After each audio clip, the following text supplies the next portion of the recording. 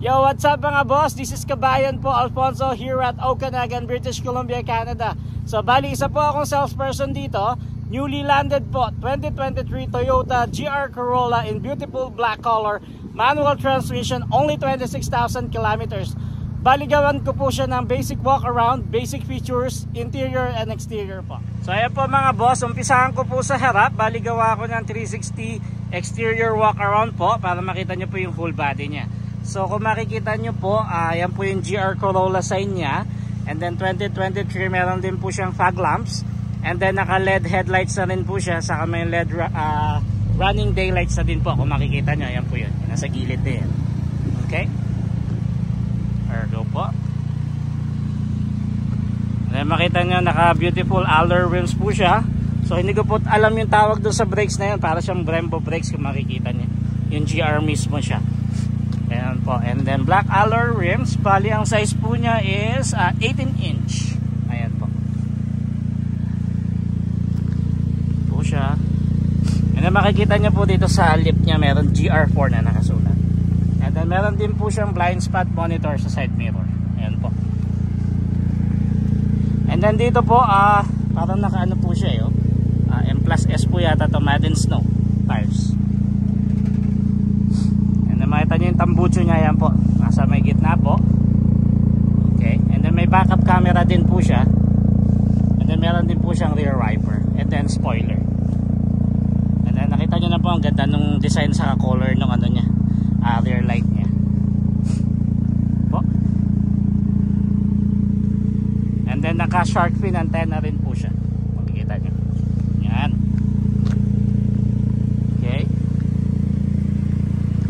And then meron din po siyang LED turn signal light dito po sa ating side mirrors. And then as you can see po, meron po siyang camera doon sa may windshield. So yung mga ganyan po, yan po yung safety features natin para sa mga front collision warning, front collision mitigation, mga ganyan po. Yan po. Doon naman po tayo sa loob. So dito naman po, umpisahan ko naman po sa driver side. So ito po yung control natin para sa ating side mirror left and right po. And then pagka may mga ganyan po, usually ibig sabihin yan auto up and down po yan.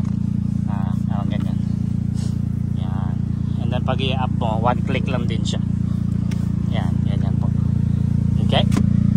And then ito naman po yung para yung passenger po natin pati rear, hindi nila ma-roll down and up yung kanilang mga window. So bali si driver lang pag nilock nyo po, parang ganyan. Okay. And ito po yung loob natin. Makikita nyo para siyang suede saka may part ng leather yung side, so para siyang combination. And then nakita nyo naman po maganda yung ating seat kasi para naman po siya, parang sports car. Ayan po, hindi pala parang sports car po yata talaga siya. Ayan po. And then ayan po yung ating rear seats. Okay, so umpisahan po natin dito sa ating mga buttons sa driver side. So kung makikita nyo, ito po illumination lang ito brightness. Kung makikita nyo parang ganyan lang siya, brightness saka pag medyo masilaw kayo sa gabi. And then of course ito po ang tawag dyan, automatic high beam po, para pagka nasa gabi kayo long drive, may nakasalubong, hindi na kayo taas baba ng headlights nyo. And then ito auto trip lang po ito, para pag nagsisave ka ng mga tawag dito, pag may biyahe ka, para na makikita nyo po, ayan po siya sa baba. Ayan po sa baba niya. Makita niyo po. Para kung gusto mong ma-record yung trip nyo, kung ilan yung kilometers, saka yung liter per highway sa mga gasoline, dyan po yan. And then ito po yung control sa heated steering. Ayan po. Para mapainit mo po ito. Kasi po pag malamig dito, magandang bagay din yan, naka-heated steering wheel ka. Ayan po. Okay. Then makikita nyo po yung sa niya, sa pedal. So ganyan po siya. Yan, sporty po. And then sara ko po muna at malamig. So tawag ito naman po ang ating steering wheel. And then ang ating naka-digital na rin po ang instrument cluster gauge natin. And then ito po ang inyong cruise control. And then ito po pag ganyan, adaptive cruise control po yan.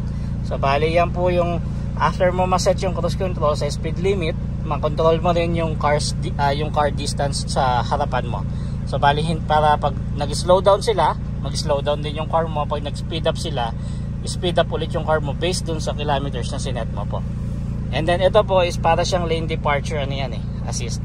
Hanggat itong camera na safety feature natin maliwanag, nababasa at nakikita niya yung pintura sa daan.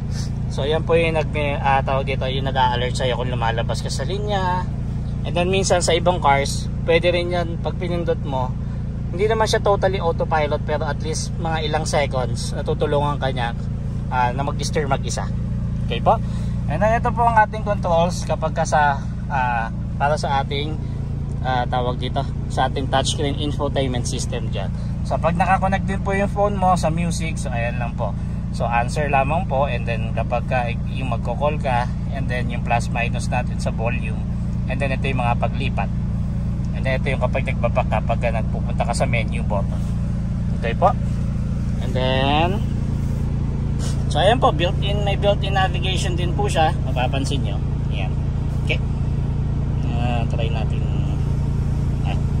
music lang po pala yun. So bali ito po yung inyong temperature control. Ayan po, high low. And then ito naman po yung control nyo sa fan, parang sa level po. Ayan, inaako na lang po. Ako naririnig nyo po ang ganda nung ano nya, no? Yung makina niyan, tunog ng tambucho. And then dito po sa ilalim, medyo madilim po. Ito po alam makatulong ito. So hindi siya masyadong makita So bali ito po, wireless charger po yan. Kung makikita nyo kung malapit, ayan. So lalapag mo na yung phone mo dyan, basta hindi makapal yung housing ng phone mo, magcha-charge siya dyan automatic basta nag-green siya. And then ito po yung high-low sa control naman ng heated seats. Pag taglamig, malaking bagay din po yan dito sa lugar natin. Ayan po. And then drive modes control po, ayan po siya. Dito natin makikita yan. So makita nyo, naka-sport ka, pwede ka mag-custom, and then ano pa ba. So dalawa po, ganun siya. So pwede mo pong baguhin yan while nagja-drive ka. Yan, bali may connection naman siya sa ano mo, sa power ng driving mo po. And then ito, hindi ko po siya alam kung para saan to Ika lang So yan, medyo kung meron po nakakailam sa inyo dyan, pa-comment na lang po sa baba. At hindi po kasi masyado pang maalam sa mga ganitong klase ng cars.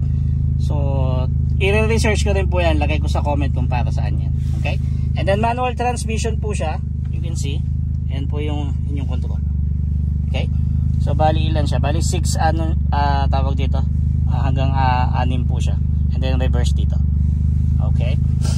And then ito rin po yung control mo sa mga tawag dito, yung front, rear, yung paglipat-lipat po ng heated saka ng cool sa mga vents natin. Kasi po pag nagda-drive ka rito ng winter, nagmo-moist na foggy, so malaking tulong din po yan para ma-defrost natin yung windshield natin. Saka syempre yung rear windshield din po. Okay? And then sa taas po, makikita nyo lang, ano lang naman po yan, control lang sa ilaw. Hindi naman po siya ganun ka. And then ito for sure, para siyang SOS. Emergency po yan. Kukonek ka siguro dun sa mismong data, parang ano nila. Pag may nangyari po. O kaya pag na-accident, automatic din yan. Parang ganyan po. And of course, ito po ang ating headliner natin. May salamin po siya. So automatic kapag yung ilaw. Maganda po yan kay passenger kapag may kasama na kayong chicks. Kapag nagme-make up. Ayan po siya. And then may extender din po siya rito para sa silaw. Ayan. Kapag medyo maaraw po, nagja-drive kayo. Malaking tulong din yan. Basta make sure lang po na hindi niya nabablock yung inyong rear mirror dito para sa likod. Okay? Ito yung po yung sa other side. Yan, yan po. So ayan po, meron din po siyang port dito, yung USB type natin na sinabago. Ayan po. And then yung cup holder po, yan, dito siya. And then meron din siya rito, ayan, may another port po siya dito. And then ito, 12 volts. Okay? And then of course ang inyong handbrake po. Lipat naman po tayo sa likod. Ito pong po ako ha. Lipat naman tayo sa likod. Takin natin to para ma-flip. Okay. So dito naman sa likod, ayan, same thing lang din po. Okay. Bali nakatint na rin yung back niya, rear window. And then yan, cup holder po dyan. Pwede nyo po itong ito. And 60-40 fold flat naman po. Ito natatanggal naman po, ano lang ito, para lang siyang cover, cargo, para paprotektahan yung likod. Kunyari meron po kayo mga grocery dyan or important, para hindi siya masyado masilip. Okay, punta naman po tayo sa likod. So ayan po siya, 60/40 full flat yung rear seats natin. And then for sure ito wala siyang spare tire. Bali meron siyang mobility kit. So ayan po siya.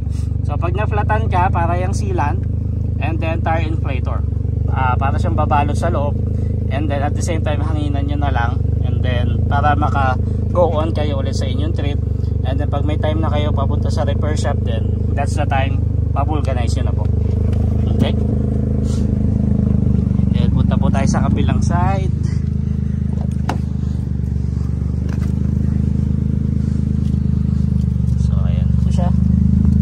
Ito pwede ko rin puntupiin, iusog ko lang po yung isang side. Yun.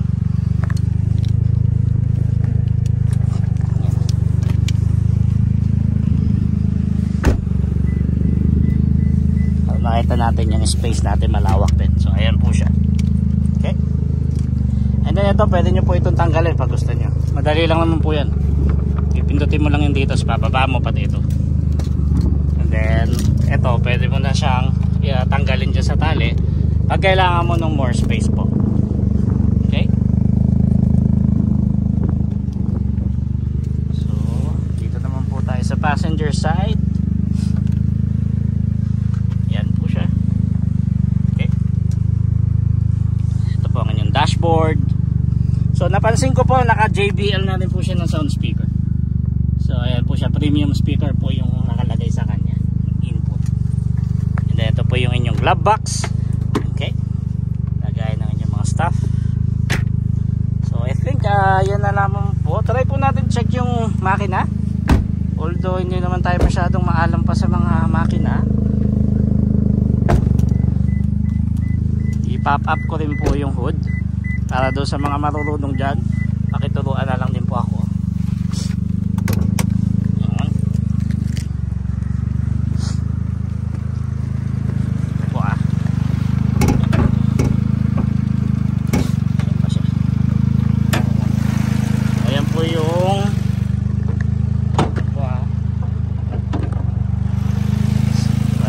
Naka-turbo naman po pala siya. Okay? Then usually dito siya nakalagay kung ilan kung 2 liter, 2.4. Kaso hindi siya nakalagay dito. So i-research na lang po natin siya. Bali day off lang po kasi tayo. Pumunta lang tayo dito sandali para gumawa ng video. So ayan po yung makina niya, battery niya. Okay? And then windshield washer, coolant.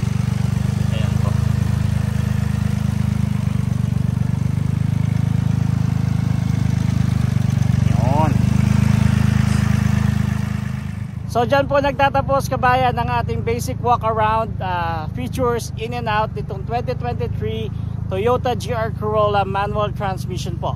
So para po sa may mga questions, pakilagay na lang po sa comment, and then pasensya na po sa ibang part at hindi ko po masyado siyang hindi ko po siya expertise. So ayun lang po, ginawa ko lang po siya ng para at least nakikita niya rin po yung mga cars na katulad nito. At kasi ngayon lang po ako nakakita nito sa aming lote in 2 years. Okay? So ayun po, if any questions po, feel free to put down on comments po. And then by the way, gawa po ako ulit next time. Kita ulit po tayo. This is Alfonso po ulit, your kabayan here at Okanagan, British Columbia. Bye bye.